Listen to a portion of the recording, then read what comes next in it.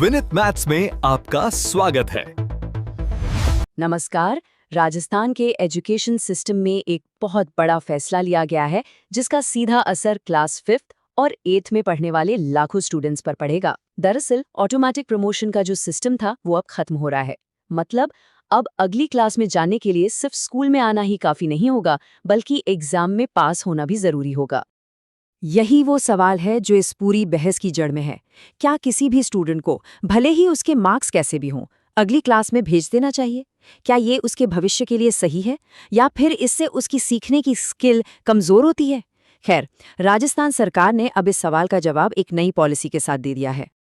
ये जो तस्वीर है ना, ये इस बदलाव को एकदम साफ साफ समझाती है। देखिए, एक पलड़े में है नॉलेज और दूसरे में है एग्जाम के मार्क्स। अब तक क्या था कि ये तराजू एक तरफ ज्यादा झुका हुआ था, लेकिन अब इस नई पॉलिसी से इन दोनों के बीच एक बैलेंस बनाने की कोशिश हो रही है। तो चलिए इस बदलाव को और गहराई से समझते हैं। इस पूरे बदलाव को समझने के लिए हम 5 हिस्सों में बात करेंगे। सबसे पहले देखेंगे कि पुराने सिस्टम में आखिर प्रॉब्लम क्या थी, फिर नया नियम क्या है और ये काम कैसे करेगा। उसके बाद ये समझेंगे कि इसका असली मकसद क्या है, और आखिर में बात होगी कि अब इसमें किसकी क्या जिम्मेदारी होगी। तो चलिए सबसे पहले उस प्रॉब्लम को समझते हैं जिसे ये नया नियम सुलझाने की कोशिश कर रहा है। मतलब पुराने सिस्टम में ऐसी क्या कमियां थीं कि उसे बदलना पड़ा। पुरानी पॉलिसी को ऑटोमेटिक प्रमोशन के नाम से जाना जाता था। इसका सीधा सा मतलब ये था कि अगर कोई स्टूडेंट 5th या 8th क्लास के एग्जाम में फेल भी हो जाए, तब भी उसे अगली क्लास में प्रमोट कर दिया जाता था। ये नियम राइट टू एजुकेशन एक्ट यानी आरटीई के तहत चल रहा था। लेकिन इस सिस्टम की वजह से कई दिक्कतें सामने आने लगी।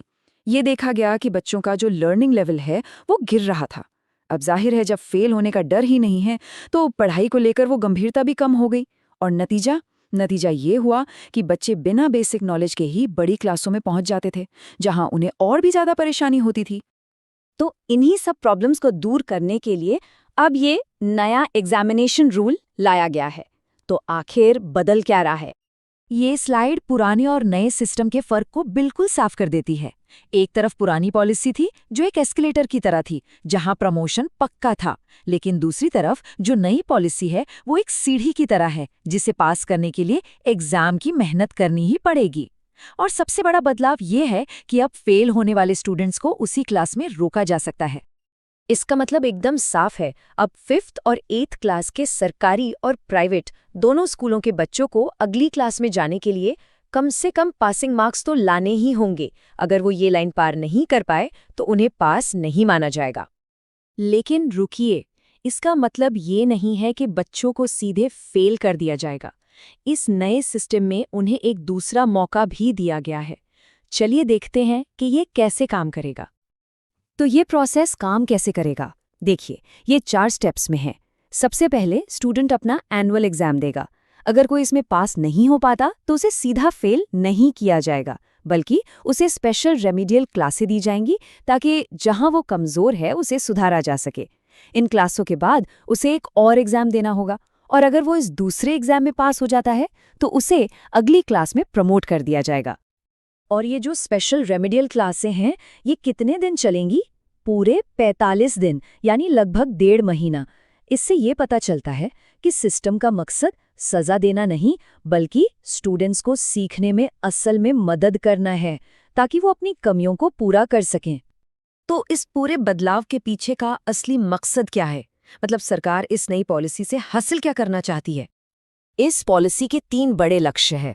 सबसे पहला, स्टूडेंट्स के लर्निंग आउटकम को सुधारना। दूसरा, ये पक्का करना कि कोई भी बच्चा कमजोर नींव के साथ आगे न बढ़े, ताकि आगे चलकर उसे स्कूल छोड़ने की नौबत ना आए। और तीसरा, पूरे एजुकेशन सिस्टम की नींव को ही मजबूत करना। अच्छा, ये बदलाव कोई रातों रात नहीं हुआ है। पहले राइट टू एजुकेशन एक्ट में बदलाव किया गया और अब इसे लागू किया जा रहा है। ये नया नियम 2026-27 के सेशन से पूरी तरह से लागू हो जाएगा, ताकि स्कूलों और स्टूडेंट्स को तैयारी के लिए पूरा टाइम मिल सके। और हाँ, ये बदलाव सिर्फ स्टूडेंट्स के बारे में नहीं है। इसकी कामयाबी के लिए हर किसी को अपनी भूमिका निभानी होगी, चाहे वो टीचर्स हों या पेरेंट्स। इस पर एजुकेशन सेक्रेटरी कृष्ण कुणाल का भी यही कहना है कि इस नए सिस्टम से टीचर्स और पेरेंट्स दोनों की जवाबदेही बढ़ेगी। अब उन्हें भी ये देखना होगा कि बच्चा ठीक से पढ़ रहा है या नहीं, अपना होमवर्क कर रहा है या नहीं। ये स्लाइड दिखाती है कि अब जिम्मेदारी किसी एक की नहीं है, ये एक पूरा सर्कल है जिसमें स्टूडेंट, टीचर, पेरेंट्स और स्कूल एडमिनिस्ट्रेशन सब बराबर के हिस्सेदार हैं। बेहतर नतीजों के लिए सबकी मिलीजुली कोशिश ही काम आएगी। सीधी सी बात है, अब टीचर्स को सिर्फ पढ़ाना नहीं है, बल्कि ये भी पक्का करना है कि स्टूडेंट सीख भी रहा है, और पेरेंट्स को भी घर पर बच्चे की पढ़ाई पर नजर रखनी होगी। कुल मिलाकर ये अब एक टीम वर्क है। तो आखिर में ये सब हमें एक बहुत बड़े सवाल पर लाकर खड़ा कर देता है। क्या ये नई पॉलिसी जो एग्जाम और सबकी मिलीजुली जिम्मेदारी पर इतना जोर दे रही है, सच में राजस्थान में लर्निंग के उस गैप को भर पाएगी जो पिछले कुछ सालों में बना है? खैर, इसका जवाब तो आने वाला वक्त ही बताएगा।